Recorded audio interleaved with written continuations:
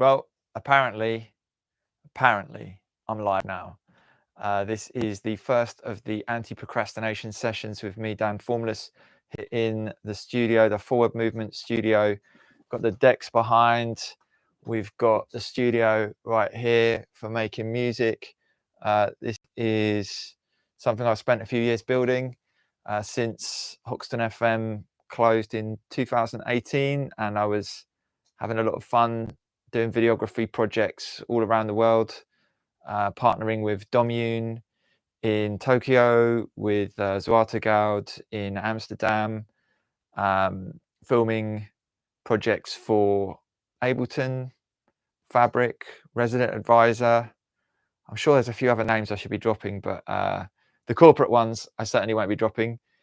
And just finished the summer of filming for Half Baked, doing all of their parties for the record label.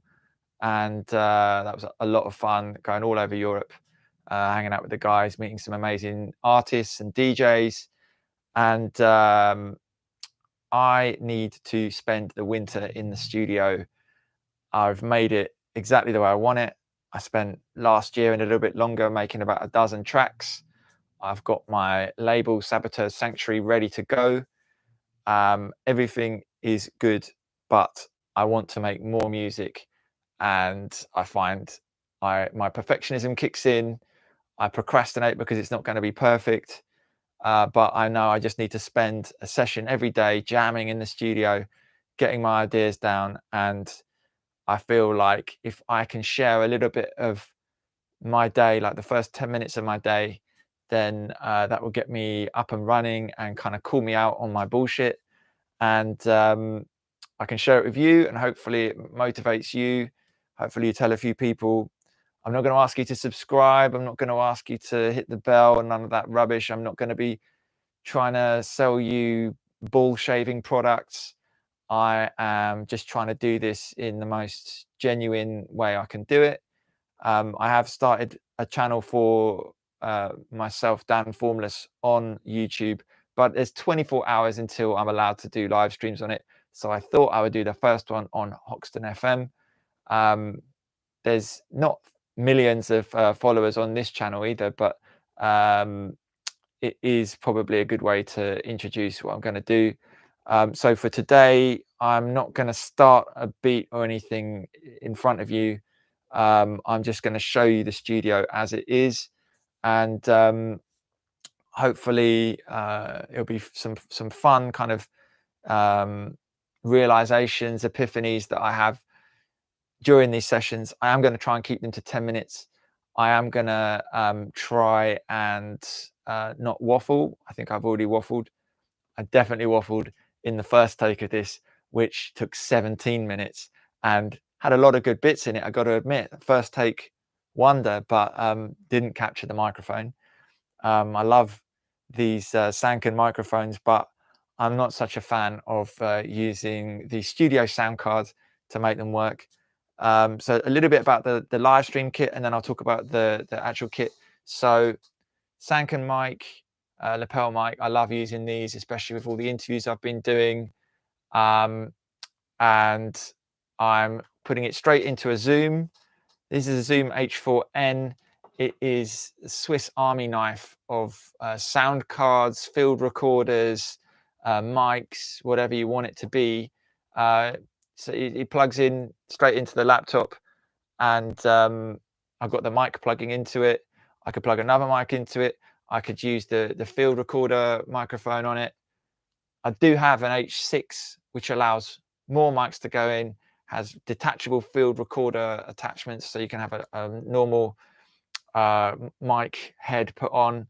I'm not using that today. I'm not going to overkill. If you see it in the future, you'll see that I'm slowly improving. That's what I like, incremental improvements, tweaking.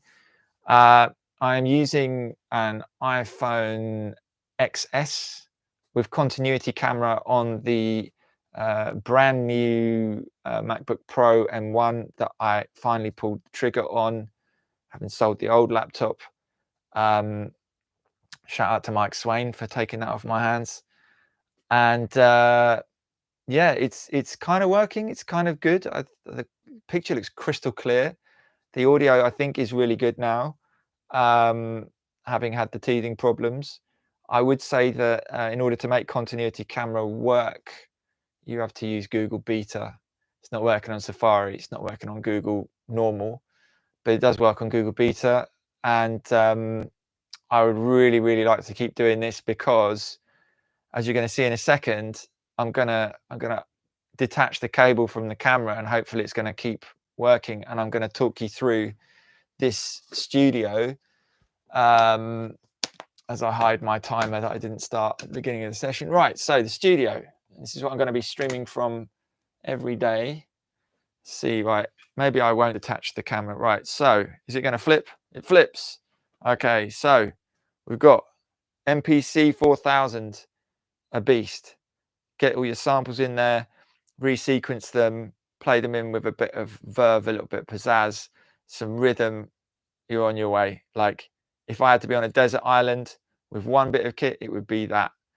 I'm going to go on to the TR8S, the Roland TR8S. I've got to admit, I haven't been using it so much since I did the track for Yama Music with Locic. It is another Swiss Army knife. It is great for getting a beat going. It is an FM synth as well. I just kind of have put so many other great bits of kit in this studio now that I'm kind of leaning on those a bit more. So we'll get to those in a second. This is the Yamaha CS15. Had this modded, few little tweaks on it, some switches on the back. I've got the CV control for it at the moment, but I'm just waiting for La La Land in Iceland to send the MIDI kit that I've ordered for it. I'm going to do some videos on fitting the MIDI kit and making it work on this, the CS5 and the CS30. So look out for that if you're an absolute nerd. If you're not, like, I'll try and keep it relatively interesting about why you should approach things in a certain way. Not try and do things yourself all the time if you're not well enough equipped with skill and experience. So here is the Circlon. This is a sequencer that Aphex Twin swears by, that names his tracks after it. It is amazing. I've got the CV control on it. I've got the MIDI control on it. I'm using probably 5% of its potential at the moment, but I'm trying to change that slowly but surely. Over here, we have the TR909. We have the TR606. Yeah, the 606 is amazing, absolutely amazing. I've got another one that's over in Berlin. That acid was not acid. Check out his Instagram handle. That's Filippo. He just did Shonky's modifications on his 606. He calls it a 608 now. And I saw what he did. I was like, I've got to try and get this guy to do it. I've got to collect that in a few weeks, bring that back. But 606 as it is an amazing, underrated drum machine. I would recommend anyone else checks it. Here we've got the Syncussion, the Pearl Syncussion Psi 1. Unbelievable. It's like as far as I will go with modular. Huge sound, easily controllable, lots of fun. Got the CV control on it. Still got the mono out, thinking of doing the mods on it, but probably don't need to.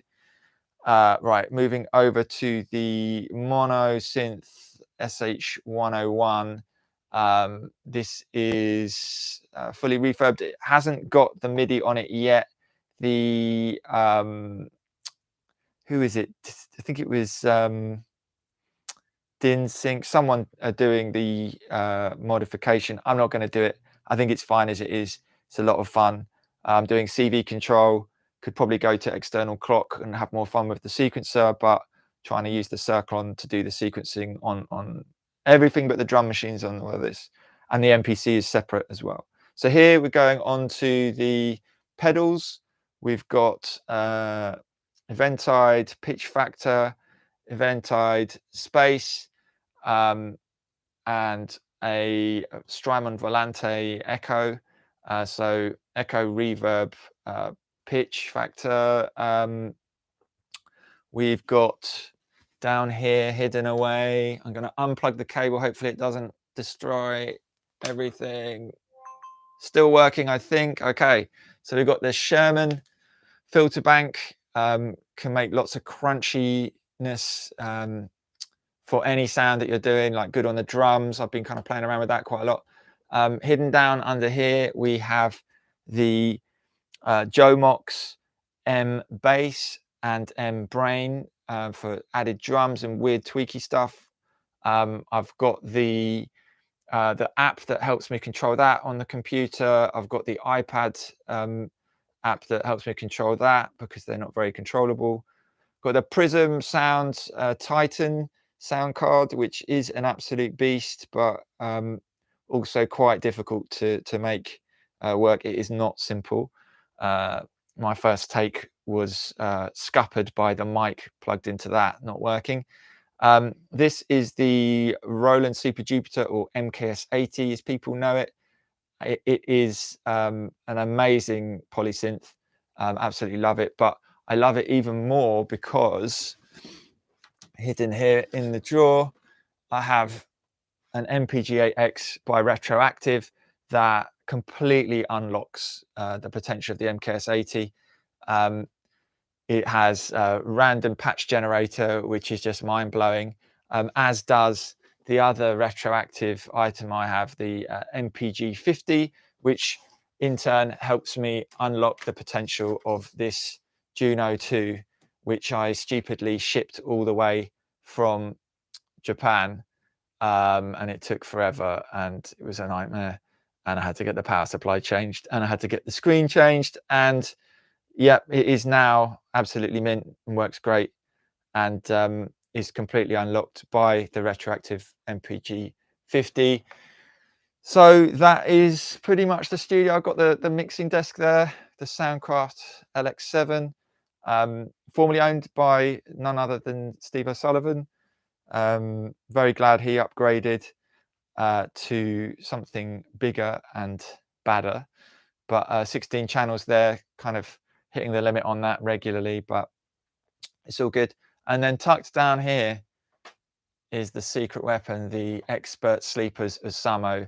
That's how I get all the rhythm, the MIDI clock going through on all of this.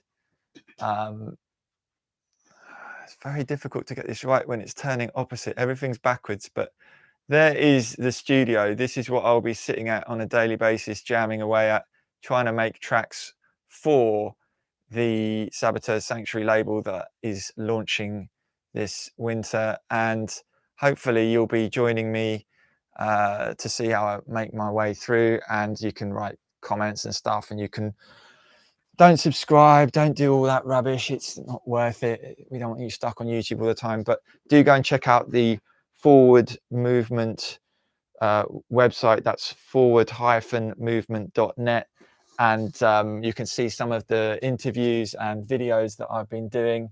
You can subscribe to the newsletter, you can do all sorts of stuff.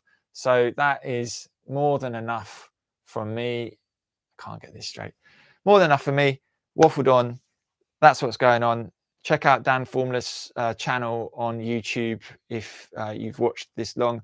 I've done 14 minutes when I should have done 10, but not the best, not the worst. Yeah, check it out. Tomorrow I will be on Dan Formless YouTube channel. I couldn't today because it doesn't let you go live within 24 hours of starting. So yeah, in actual fact, I want to do this in the mornings, so I'll be back here tomorrow, but day 3 I'll definitely be doing that, and I'll be making sure I intro what track I'm going to start making, what I'm going to use to start making it, and get the first 10 minutes of a studio session in, and I hope you enjoy it. Can't see.